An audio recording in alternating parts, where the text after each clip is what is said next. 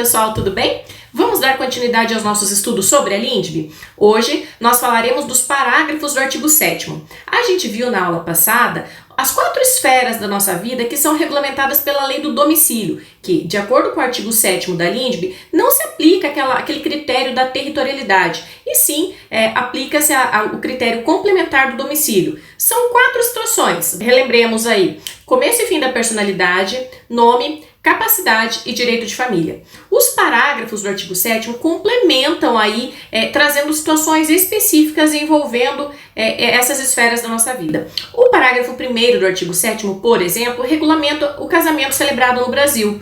Ele autoriza que qualquer pessoa se case no Brasil desde que esteja apta ao casamento, né? Então, o que eu preciso para casar no Brasil? Independentemente de qual seja a nacionalidade e o domicílio do indivíduo, ele pode celebrar o casamento no Brasil desde que observe os impedimentos dirimentes e as formalidades para a celebração do casamento. Ou seja, vai ter que ser observado se, de acordo com a lei brasileira, essa pessoa está apta para o casamento, e ela vai ter que observar aí os protocolos, vai ter que observar as formalidades para um casamento celebrado no Brasil, para que então ela possa aí celebrar a união em solo brasileiro.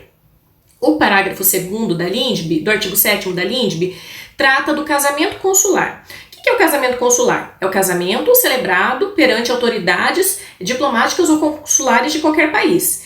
Para que serve esse parágrafo 2º aí? Para que qualquer pessoa possa casar com a lei da sua nacionalidade, mesmo estando domiciliado em outro país. Tá? Quais são os requisitos para que eu celebre o casamento consular, então? Que eu me dirija, né, até um consulado, uma autoridade diplomática do meu país em outro local, né, e que os nubentes, os noivos, ambos tenham a mesma nacionalidade. Ouso dizer, inclusive, que dentro aí da regulamentação, das regulamentações trazidas pela LINDB, a gente vai ter sempre a aplicação do critério da territorialidade em complementação ao critério do domicílio, mas é apenas neste parágrafo 2º do artigo 7º que a gente traz a nacionalidade como elemento para definição aí da lei aplicável, ok? Senão, todas as outras situações serão regidas pelo território e pelo domicílio, independentemente da nacionalidade dos nubentes. Mas voltemos aqui então ao parágrafo 2º da LINDB, do artigo 7º da LINDB. Ele diz que o casamento de estrangeiros poderá ser celebrado perante autoridades diplomáticas e consulares do país de ambos os nubentes. Ou seja, vou dar um exemplo que vocês vão conseguir compreender bem. A Maria, brasileira, e o João, brasileiro, resolvem morar nos Estados Unidos para resolver ganhar a vida por lá, né?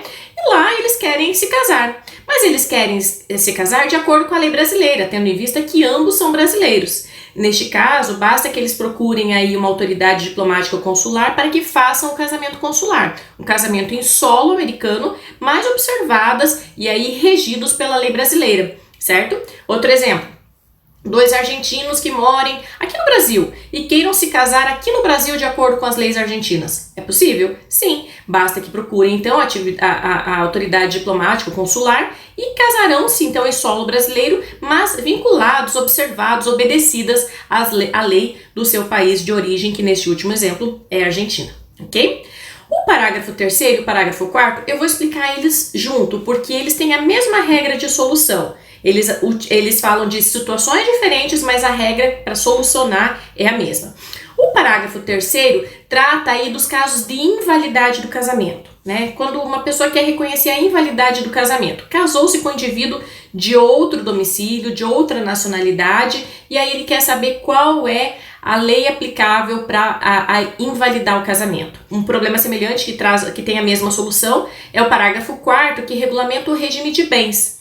Qual é o regime de bens aplicável, então, quando os nubentes têm domicílio diverso? Para ambas as situações, casos de invalidade e regime de bens, se os nubentes tiverem domicílio diverso, qual é a lei que eu vou aplicar? A lei do primeiro domicílio conjugal. Repito, então, para os casos de invalidade do casamento e definição do regime de bens, quando os nubentes tiverem domicílio diverso, eu aplicarei a lei do primeiro domicílio conjugal. E por que a lei fala ali em domicílio diverso? Porque, veja, se esses nubentes tiverem o mesmo domicílio, não vai ter problema. Vai ser a lei daquele domicílio que será aplicada. A gente tem lá no caput do artigo 7º, né, que questões relacionadas ao direito de família, regem-se pela lei do domicílio. Então, o parágrafo 3º e o parágrafo 4º do artigo 7º trazem soluções para aqueles casos em que os nubentes possuem domicílio diverso. Vou dar um exemplo também, tá? A Maria, brasileira, casou-se com o João, argentino. Maria, brasileira, domiciliada no Brasil, João, argentino, domiciliado na Argentina. E eles resolvem casar em Vegas, casar lá em Las Vegas. Qual é a lei aplicável para definir o regime de bens e eventual invalidade deste casamento? Veja, como ambos têm domicílio diverso, independentemente de onde eles celebrarão o casamento, vai valer pela lei do primeiro domicílio conjugal. Eu vou exemplificar para que vocês consigam compreender melhor. Imaginem a Maria, brasileira, domiciliada no Brasil, vai se casar com o João, domiciliado na Argentina. Eles se conhecem em redes sociais, se apaixonam e resolvem casar em Vegas. Aí eles vão celebrar o casamento deles lá e vão morar na Europa. Vamos supor, vão morar em Portugal. Qual é a lei aplicável para reger o regime de bens ou os casos de invalidade deste casamento? Lembrando que o parágrafo 3º e parágrafo 4º do artigo 7º trazem para essas situações, como solução de conflito de aplicação da lei no tempo, o critério do primeiro domicílio conjugal. Como Maria e João têm domicílios diversos, ela domiciliada no Brasil e ele domiciliado na Argentina, independentemente do lugar onde eles se casarem, que vai definir a lei aplicável para o regime de bens e para os casos de invalidade é a lei do primeiro domicílio conjugal, que neste exemplo, que criei aí para vocês, seria em Portugal. Ok? Espero que tenha ficado claro. E o parágrafo 5º, ele trata da naturalização e da possibilidade do estrangeiro naturalizado brasileiro optar pelo regime de comunhão parcial de bens no ato da naturalização. O que significa isso? Bem, aqui no Brasil, a rigor, quando os cônjuges não fazem pacto e não prevêem aí um regime de bens diferentes, com regras diferenciadas, aplica-se a regra geral aí do regime de comunhão parcial de bens. Suponhamos então que um estrangeiro de outra nacionalidade resolva se naturalizar brasileiro, E como ele vai se naturalizar brasileiro, quer viver de acordo com as leis brasileiras, ele quer que o casamento dele também seja regido pelo regime de comunhão parcial de bens. Esse parágrafo 5º dá a possibilidade de esse estrangeiro, no ato da naturalização, fazer com que se aposte lá no decreto de naturalização, com a anuência do seu cônjuge, claro, a migração para o regime brasileiro, então, da comunhão parcial. O parágrafo 6º do artigo 7º traz a possibilidade de registro aqui no Brasil de sentença de divórcio realizada no estrangeiro. Mas antes de explicar o que quer dizer esse parágrafo, eu quero explicar para vocês, quero fazer alguns esclarecimentos sobre o casamento de estrangeiros e de brasileiros feitos no exterior. Primeiro, estrangeiros que se casam no exterior precisam fazer o registro desta união aqui no Brasil? A resposta é não, não precisa. Já imaginou se todas as pessoas que se casassem mundo afora tivessem que registrar o casamento aqui no Brasil? Não há necessidade, sequer interesse do Brasil de que atos de estrangeiros realizados no exterior sejam registrados aqui no Brasil. Todavia, brasileiros que se casem no exterior e queiram ter este casamento validado aqui no Brasil precisam registrar o casamento aqui no Brasil. Repito, brasileiros que tenham se casado no exterior, que queiram validar, que queiram o reconhecimento do casamento aqui no Brasil, precisam fazer o registro deste casamento aqui no Brasil. De todo modo, independentemente do registro, o casamento celebrado no exterior impede um novo casamento aqui no Brasil, ok? Se a pessoa já for casada, não pode se casar novamente aqui no Brasil. Agora sim, então, falando da homologação do divórcio realizado no exterior.